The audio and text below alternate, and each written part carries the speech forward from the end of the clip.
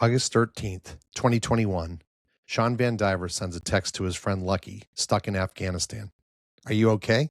What do you need? A day later, Lucky writes back. He'd had to hike to the top of a mountain just to get its signal. We're surrounded by the Taliban. We're running out of ammunition. I think I'm going to die. Grant my last wish. Help get my family back to San Diego. That message didn't just start a rescue, it started a movement. Today, Shawn VanDiver is the founder and president of AfghanEvac, a coalition that began with a handful of veteran working group chats and phone lines and grew into what federal leaders now call the gold standard for public-private partnership. 250 plus organizations, more than 195,000 Afghan allies resettled, a direct line into the State Department, the Pentagon, and the White House. Along the way, Shawn's met 4 U.S. presidents, Bush, Clinton, Obama, and Biden, sat across from cabinet secretaries and members of Congress by the dozens. And somehow he's never lost the thread back to guys like Lucky, who's now a small business owner in Texas. He's also a Navy veteran, principal at Gaslamp Consulting, chairman of the San Diego Convention Center, and founder of the Truman National Security Project's San Diego chapter. This is his story, and the story of how one text message became a mission. Please welcome Shawn VanDiver. Shawn, welcome to the Reaching Higher podcast. And I will comment 2 things. One, love the shirt, on brand. People will learn more about that, especially people watching can see that it says AfghanEvac. But the pattern you have behind you is also pretty cool. It's like beautiful and complex, but also simple. So I love both of those things. But welcome to the show. Thanks so much for having me today, Aaron. I'm very excited. Well, I'm very excited to have you as well. And one of the things I love to sort of get into is people's background, right? And the first thing I want to ask you about is you've worn a lot of different hats. You're a Navy veteran. You've been a consultant at firms like Deloitte and Athenian Group. These are the dumb things that trip me up. Founder at AfghanEvac, which is the main thing we're going to be talking about, convention center chair. So when you trace the thread backward, what's the through line that connects all of it for you? Sure. Well, listen, if I trace it back, the through line isn't the uniform, the client logo, the org chart, the badge. It's this, right? I've spent my career building systems that move people and resources when the existing systems are too slow to do it. I don't spend time letting grass grow under my feet, right? The Navy taught me to operate with incomplete information under real stakes, to take action, always with the mission first. Figure out the plan on the move. Be willing to say that you've messed up if you messed up. Like, people make mistakes, right? And then, look, that's a great skill set to go into consulting with. Now, I need to be clear. I wasn't a consultant. I was a relationships guy for Deloitte and Athenian, and a business development guy, right? Building lasting and meaningful relationships, always with a focus on getting things done.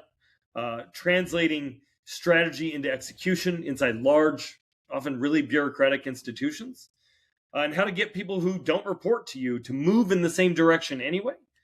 And then the convention center is civic infrastructure at scale, right? Thousands of people, complex logistics, public trust, a lot of different moving parts and companies, all working together toward the end goal. And AfghanEvac is all of that, right? Plus a moral clock that never stops ticking. Every one of those roles is the same job with different stakes. If you build the structure fast enough so that the mission survives first contact with reality. So you and I were destined to meet, because a lot of the things you just said are things that I've lived my life by. And, I built this platform now. I was a lifelong marketer. I guess you're always a marketer. It doesn't change, similar to you. But the problems change, right? And so with this, I have a few different platforms. I have a book. I have the podcast. But I love how you stitch those together. And it actually makes a ton of sense. I do want to drill into AfghanEvac because it began as a grassroots response and grew into what federal leaders now call a gold standard model of public-private collaboration. And I know we'll talk a little bit about this as well in a minute. Not normally sort of the norm, right, for these things to work well together. So take us back to the earliest days and let us know, what was the moment you realized this couldn't just be a temporary effort, but really that lifelong mission that I think you just hinted at? Sure. So AfghanEvac started the way most crisis responses start, right? There's a moment, something happens, you might get a message that, excuse me, you might get a message that feels really big at the time, but maybe not as big as you realize. And for me, that moment was I was watching the news and I knew that I had a friend that was stuck there because I didn't serve in Afghanistan, right? And that's my friend Lucky.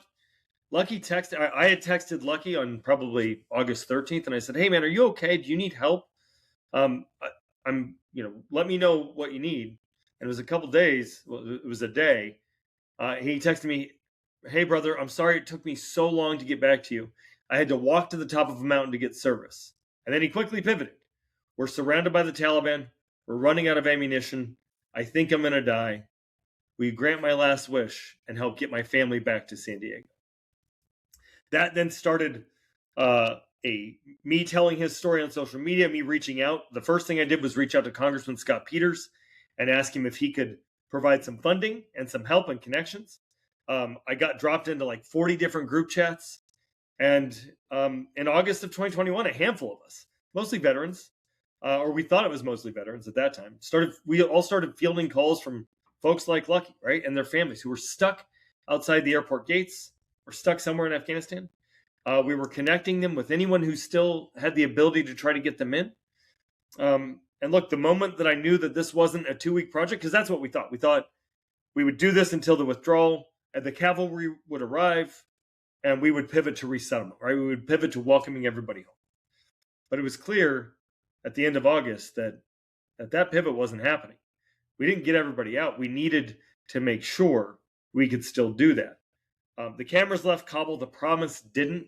Tens of thousands of people who risked their lives for American troops were still in the pipeline, stuck in visa backlogs, stuck in shitty bureaucratic holes, stuck overseas. And when I pulsed the coalition, which was small to start, right? There was 50 people by the end of August, or 50 organizations by the end of August, 250 eventually. It was clear that we wanted to keep going. And then government reached out to us. We had this meeting in September, and the outcome of that meeting was a long-term partnership with the State Department and DOD, and then later the White House.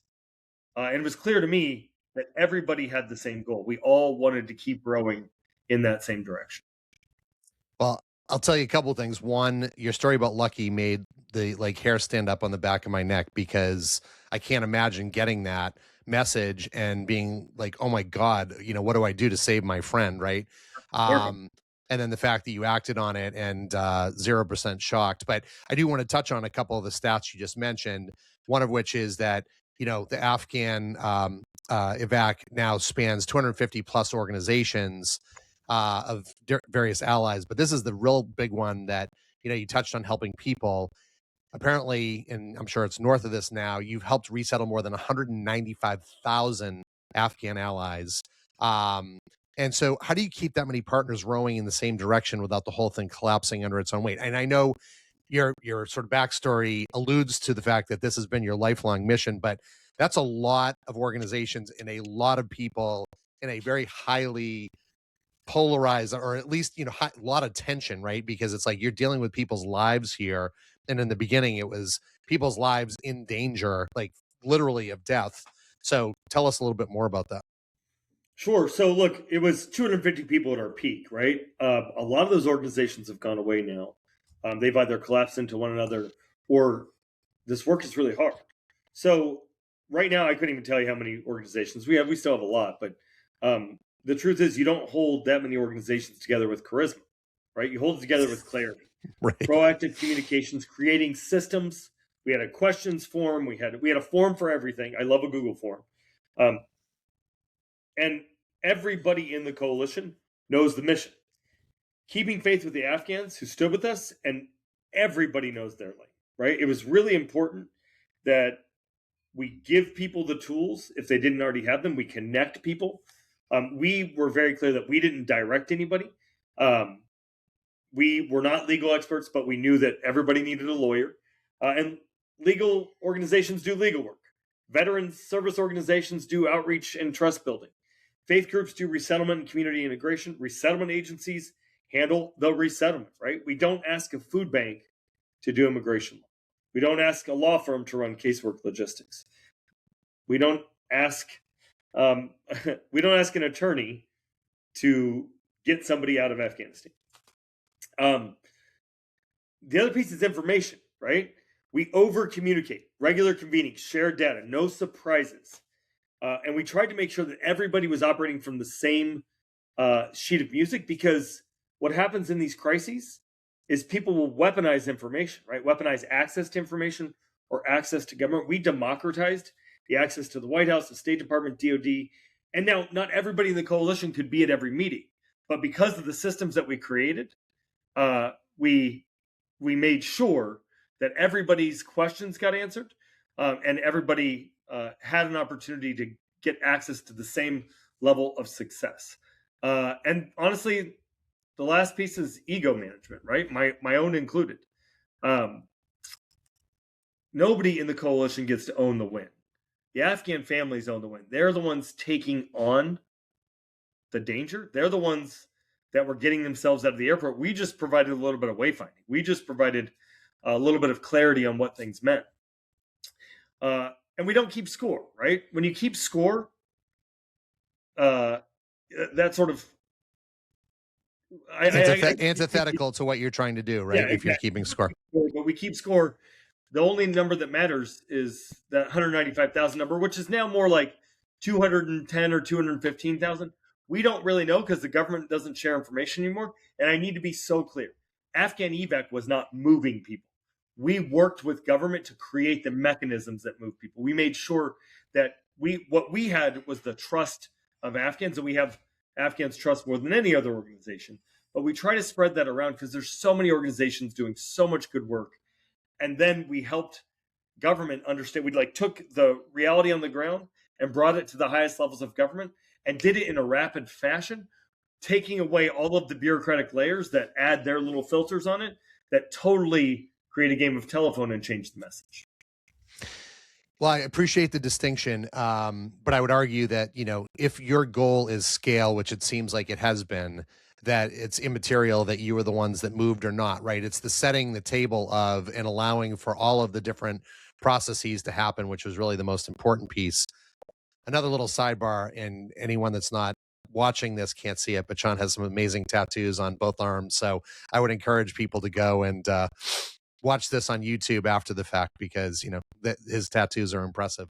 One of the things that we did touch on up front, but I can only imagine, people, especially given we've had some strong personalities in the White House, including right now. You've worked with them, which you mentioned, and multiple federal agencies. I think most listeners, and I would say I might be in this bucket, assume government and grassroots movements are natural adversaries. So what did you learn about actually getting these two worlds to trust each other, which I'm sure was no small task? And the ego piece, I'm sure, was a very big piece of it, because that is one of the things that often gets in the way, but I'd love to hear your answer. Sure. So look, the assumption that government and grassroots movements are natural enemies is mostly built from bad experiences from both sides, right? Activists who show up angry with no plan, agencies who treat outside pressure as noise to manage rather than a signal to use, right? And I learned early on that if you want a seat at the table, you earn it by being a reliable source of accurate information in the room and by bringing something to the table, right? You make life easier for other people. And the truth is that this administration has no interest in working with us or anyone that's working on these issues. The last administration, we were pretty hard on them, but we were operating from the same shared goal of keeping the promise to our allies. And that looked like we built a table to sit around with government and civil society. But really important, there were civil society actors on the outside of the building with throwing rocks at the window, right? Metaphorically. All of the bits of advocacy really matter. So you've got to have people creating the pressure and the stress. And you got to have somebody with open arms saying, hey, come hang out. We'll help you ease the pain. So we did that really well. And I got to give a lot of credit to the Biden administration and the Tony Blinken State Department. They worked really well with us, and they knew that there was a lot of critique coming their way. But they took that critique in the manner in which it was offered, which is in good faith and toward a higher purpose. so that when we told somebody in the White House or State Department that something was happening on the ground, they knew that it was true, and they knew we had double checked it. That reliability was currency, right? It means when we push, and we push hard, that they know it's not theater. The other half is patience, right? Trust with institutions isn't built in one meeting. It's built by showing up, prepared, keeping confidences, and following through on the small things before you ask for the big things. Now, I want to be so clear. There was some bit of theater, and now there's more theater, right? Because theater garners attention. And one of our most important things that we do is keep attention on this issue. We had a press conference this week that happened on Monday after 4th of July weekend, even amidst the Grand Platinum mess that was happening. And we still got something like $29 million in publicity, the publicity value, with 2 billion viewers, because Associated Press ran it, NBC, all these various people ran it. And that's important because the more eyes on the stories that impact our allies means more people are thinking about it, means it still matters politically and in the policy. You know, it's funny. I think this whole conversation could be about a lot of things in life and how you succeed in life. So I appreciate how grounded you are in things like patience and humility, et cetera.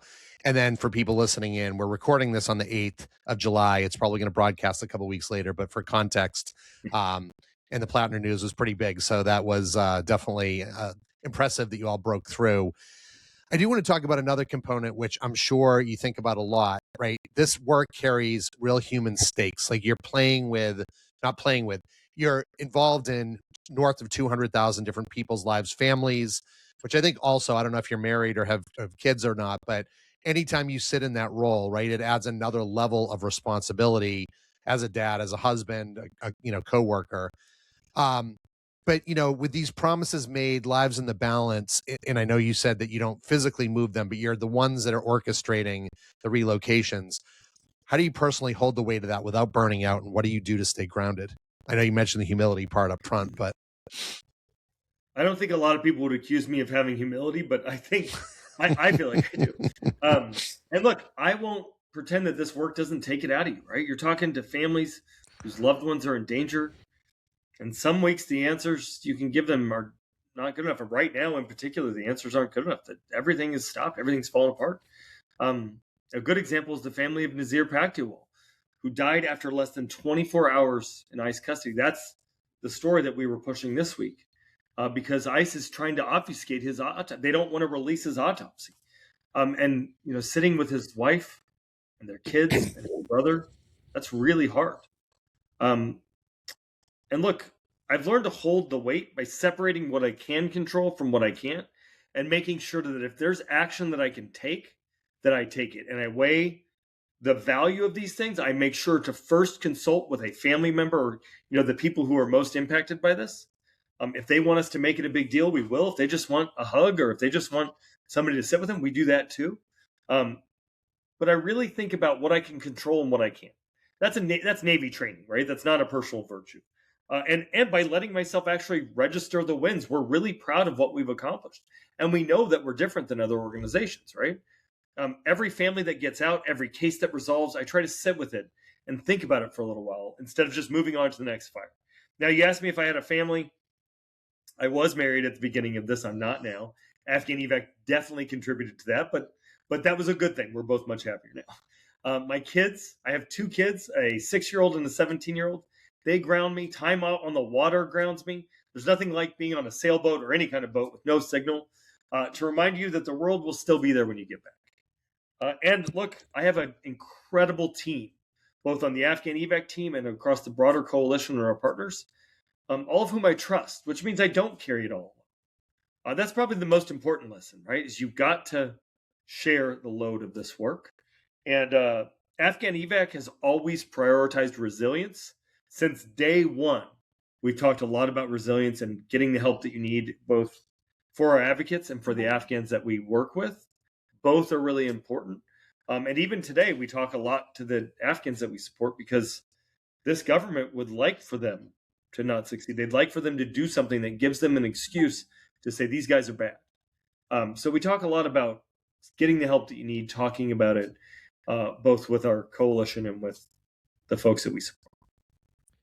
Yeah, it's a good life lesson, I think, to understand that concept of control what you can control, right, and not worry about the other things, and that way, it helps probably compartmentalize it a bit. I want to talk about another component, which is you manage budgets from $40,000 to 50 million plus, and you've scaled organizations through messy growth phases across the course of your career. What's a leadership lesson that only revealed itself once the stakes and the headcount got large? Sure. Look, the lesson that surprised me most wasn't about budgets or moving people around the world.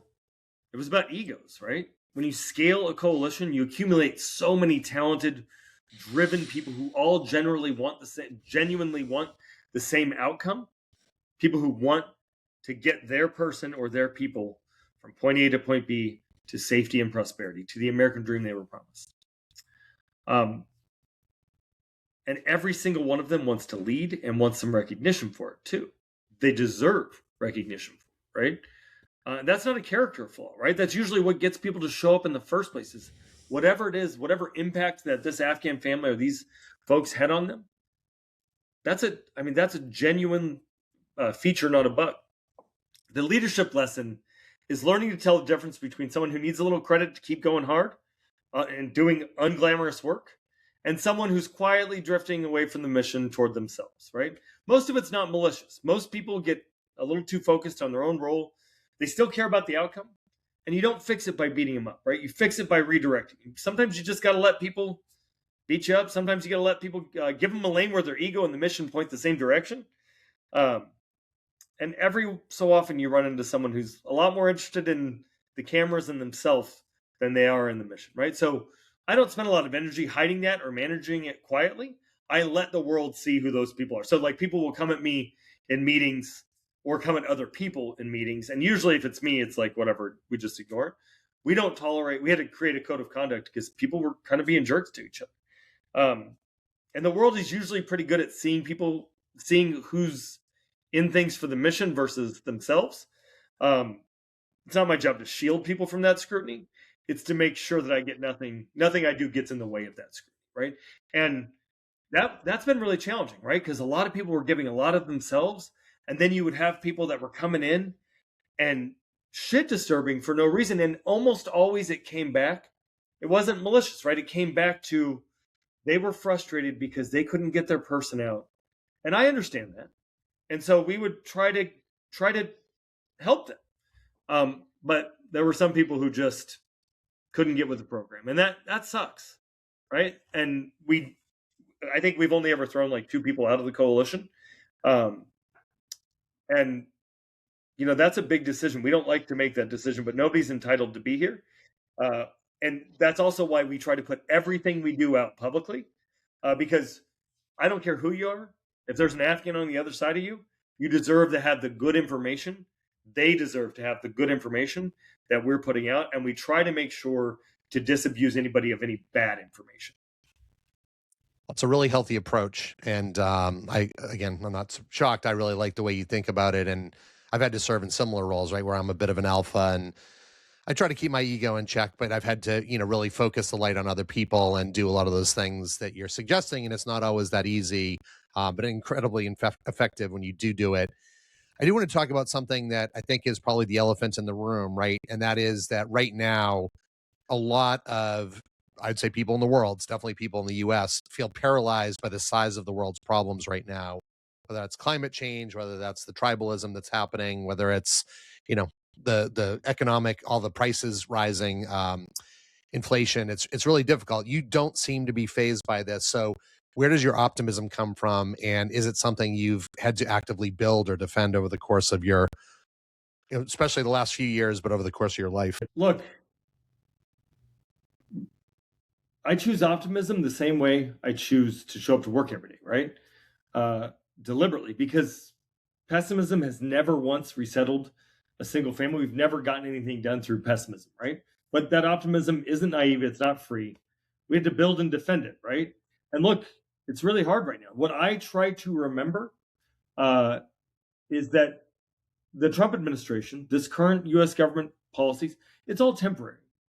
Government is always temporary, right? We've got a couple more years of this, then the world will soften a little bit. Refugees will be welcomed around the world. Our goal right now is to keep this in the news and to get the small wins where we can, and make sure we remind people that they said they cared about this, right? And it's really hard, especially when the news is bad, the bureaucracy is slow, the family we're trying to help is running out of time. What keeps it alive is evidence, not vibes, right? We've watched volunteers who owe these families nothing keep showing up. I've watched bipartisan majorities in Congress pass legislation that helps these folks. We've seen letters with hundreds of members of Congress talking about these issues, right? We've watched nearly 200,000 people get to safety because enough people refused to accept that it couldn't be done. That's not hope. That's a track record. And we're going to keep seeing that success happen. Now, what I will say is something that I say all the time. Showing up is the love language of advocacy. So if your listeners are wondering how to make a positive change on something, just show up. Show up, keep trying, keep pushing, keep beating your head against the wall, and find a way to make a little bit of progress. And those little bits of progress, they turn into a lot of impact. Yeah. So a couple of things. One, I'm a big believer in this idea of history repeats itself, right? So I think that reinforces your narrative of this will all pass at some point in time. It's not like this administration will be gone and everything will change. I know there's some people that love this administration, so sorry for them that it will change. But you're going to help me transition to this next one, which is there is a saying that sort of all politics is local politics, right? And I think a lot of advocacy is local advocacy. So the next question I want to lean into is you founded the San Diego chapter of the Truman National Security Project and advised the mayor's Veteran and Military Families Advisory Council. Why has staying rooted in your local community mattered to you even while you operate on a national stage? Sure. Well, look, national work only holds up if it's built on real relationships, right? And you build real relationships by showing up. You don't build them by going on cable news. Now, both are important. San Diego is a natural home base for this, right? We've got one of the largest veteran and military populations in the world. We have the largest military footprint in the world. We sit on the border, and immigration policy isn't abstract here, right? This is our everyday lived experience. When people tell me there's a crisis at the border and people are flooding the border, I can see that that's not true. That's just a Tuesday, right? Going to the border, going to Tijuana is just a Tuesday. Founding the Truman Project's San Diego chapter and advising the mayor's Veterans and Military Families Advisory Committee keeps me tethered to the people who the work actually impacts, right? It keeps, I really like working on a lot of different things. This is the thing that takes up most of my time right now. But driving toward positive outcomes through both of those and Defense Entrepreneurs Forum and various other things helps me stay in touch, helps me keep a pulse on what's happening. The other thing that we do is I go to locales around the country and around the world, and I do these AfghanEvac town halls. And I got to tell you, there's no substitute for talking to a room full of Afghans who are scared. They don't know what is going on. They can't trust a lot of the information they're seeing. And we just hear from them, right? We help educate a lot of things. There's a lot of tools that we've built that folks can find on AfghanEvac.org.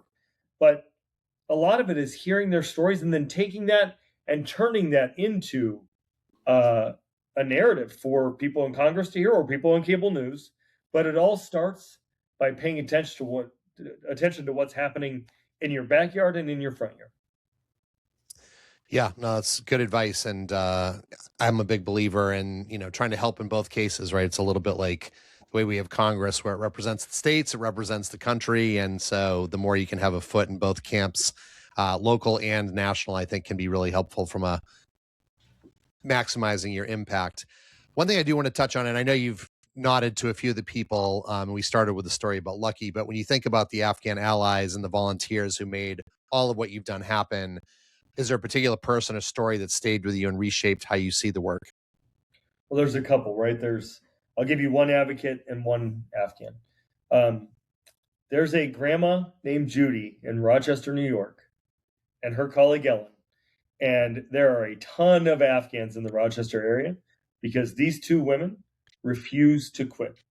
They have, against all odds, gotten people here, even up to just a few weeks ago, through extraordinary work, through tenacity, through caring, and they're better educated on these issues than almost anybody I've ever met in Washington or New York or anywhere else where the policy is happening, right? They understand. Judy was a law librarian for a long time, and Ellen was a reporter for a long time. They're really good at research and they're really good at communicating. They're so dedicated to this issue. Judy sits at her kitchen table and just helps Afghans. And there's people like that in communities all over the country. Now, as far as Afghans go, I told you the story of Lucky. Lucky made it. He's now a small business owner in Texas. He's got shops and restaurants and a truck yard, and he's a pillar of his community there.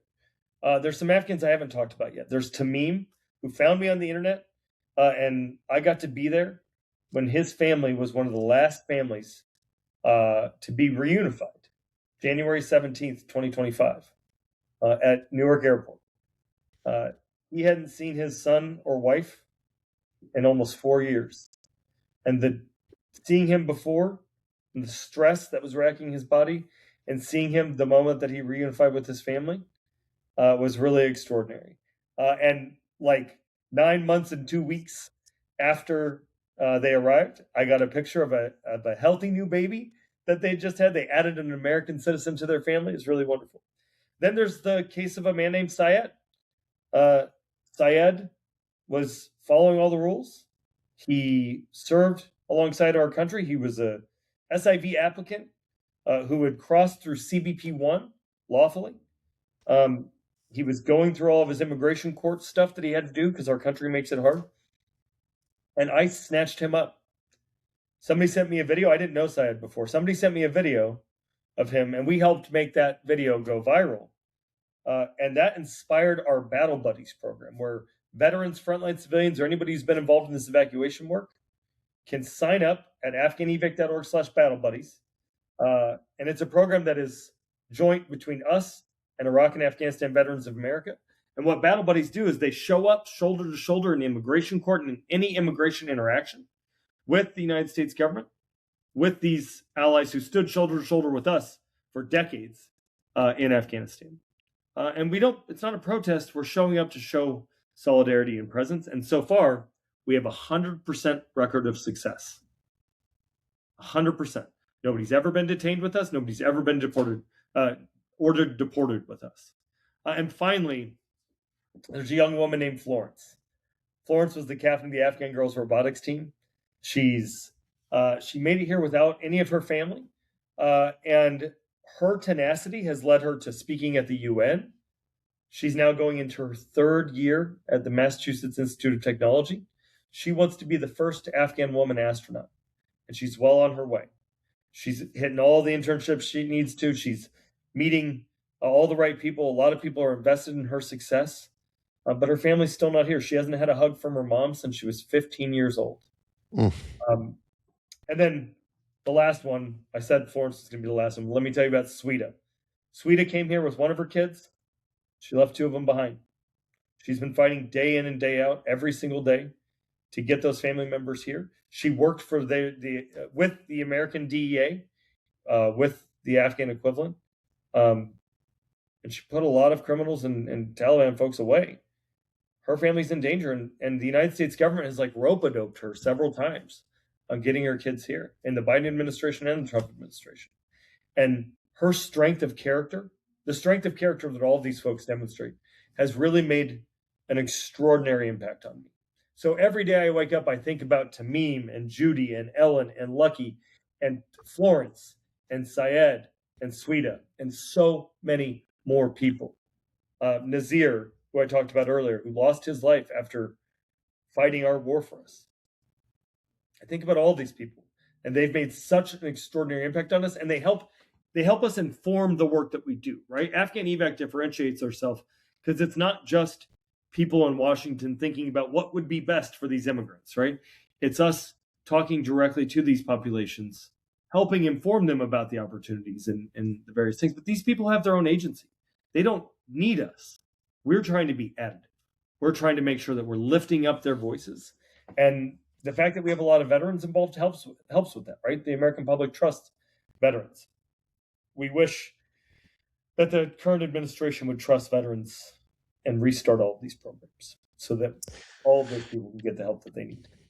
Yeah, well, amen to that. And I can clearly see you light up as you talk about these people. So I understand just how important they are. And I love those stories. It's those stories that really help bring these things to life. I do want to sort of wrap up this section asking where people can find you and engage with the great work you're doing, whether that's a website you want them to go to, someplace where you're going and publishing, or the organization is, sort of giving active updates. And then we'll shift into some lighter hearted, or at least 3 lighter hearted questions as we wrap up. Great. Number 1, we need your support. Go to AfghanEvac.org/donate. Number 2, if you want to stay in touch with us to hear about all of the things that we've got going on, you can go to updates.afghanevac.org. We put out a weekly newsletter that dives deeper than what the news does, and we share what is in the news. Number 3, if you're trying to figure out a pathway to success, a pathway to somewhere in the world or to the U.S., you can visit our latest tool that we've released called the VPRIC, which is named after the government official that shut all this down, the Visa Pathways and Relocation Information Center at pathways.afghanevac.org. And we have a bunch of explainers at afghanevac.org/explainers. You can learn about all of these things. And obviously follow us on social media. We're everywhere at AfghanEvac. And we spend a lot of time communicating there, a lot of direct-to-camera videos. Great. We'll include all of those in the show notes, and I encourage everyone to participate in the way that you can, and sometimes just knowing that knowledge is power, right? So sorry about that. Thank you. I'm going to just re-say that. So we will include that in the show notes. Thank you for sharing. And we do encourage everyone, all the listeners, to participate in whatever way you feel comfortable, whether that's donating, learning more, supporting. This is where we shift into some more lighthearted questions, or like I said, at least 3 lighthearted, just to get people to let you to, sorry, let me say that 10 times fast, to let people get to know the guests better. So the first one I always like to ask is a show or a podcast that you're binging right now, ideally something on the lighter side, knowing the gravity of what we've talked about and what your life looks like. So what does that look like right now? Well, Ted Lasso is always something that's really useful and helpful. But right now, my 17-year-old son and I are watching Veep because I want him to know what politics is really like. He's interning on a congressional campaign and heading into college this fall as a political science major. It hits a little differently watching it with somebody who's not been exposed to all of this.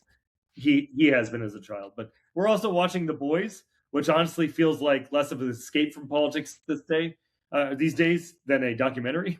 But yeah, that's what we're watching right now.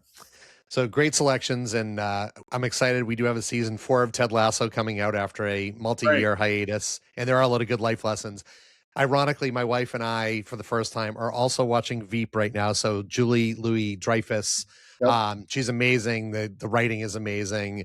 It's very, very funny. We're just about to wrap up season 2, so I guess we'll be done by the time this drops. Have not gotten into The Boys, but I know a lot of people really like it a lot. So, and I'm sure that's a fun one to watch with your son. Shifting gears to this next one, I know that you've met a lot of important people in your life. Who has impressed you the most out of all the people, in addition to the 6 or 7 folks that you just mentioned a couple minutes ago when you're answering the question about the volunteers or the people you've supported? Sure. Well, listen, thank you for asking this question. I've had the opportunity to meet 4 presidents, right? Bush, Clinton, Obama, and Biden, along with people like Secretary Buttigieg, Antony Blinken, Marty Walsh, and more members of Congress than I can count. And I think all of them are extraordinary in their own right. But the people who impress me the most aren't the ones with the biggest titles. They're the ones willing to clearly explain their thinking, show their work instead of hiding behind talking points, and the ones who manage to keep their humility and humanity, even after years in rooms that tend to grind that out of people, right? Senator Coons, Congressman Scott Peters, those are a couple on the elected side. Former ambassadors John Bass and Rena Bitter are 2 more. All of them are genuinely extraordinary humans with good hearts. And all 3 have stayed completely committed to this mission long after it would have been easier to move on. All four have been like Congressman Peters has been my shoulder to cry on. And Senator Coons has been extraordinary on this. Ambassadors Bass and Bitter just keep showing up day in and day out. And I'm really grateful. And look, I talked about Judy. I talked about all these folks that are quietly doing the work with no thanks and still keeping their hope. That's who impresses me. Well, it's a good filter, right? And I love that of all the people you've met, and this seems to be a theme with a lot of the guests, that it's often it's the people that are the ones that keep showing up and do the thankless work. So great examples.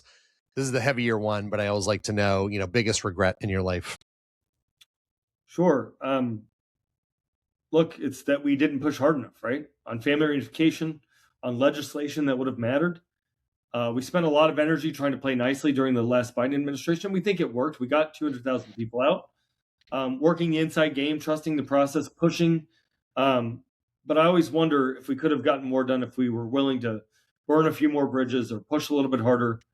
The one that sits with me the heaviest is, was I loud enough? Was I fast enough? Was I mean enough? Did we get enough Afghan allies here before President Trump took office, right? I don't think we did. There's still a few 100,000 waiting for us. The window mattered during the Biden administration because we knew President Trump was going to likely shut this all down. So I have a lot of worry about that. And then the other regret I have is that I never went to law school.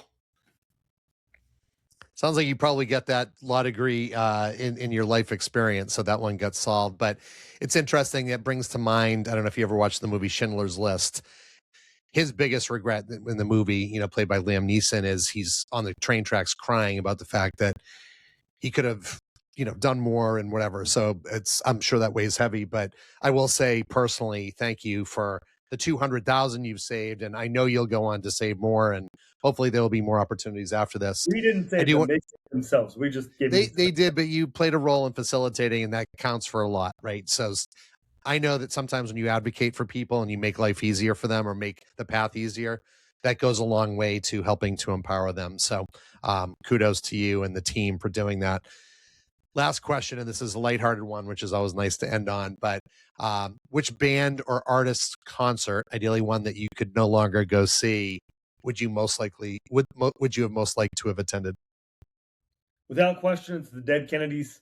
I never got to see a chance to see them. Wow. I've seen Bad Religion live, and honestly, both of those bands, their music did a lot to shape who I am, right? As much as anything I learned in a classroom or in real life. But if I could go back and catch one show that's gone for good, it's the Dead Kennedys. That's a great answer, a great way to end, because I've had a lot of guests and I've asked this question a lot of times, and Dead Kennedys have never come up.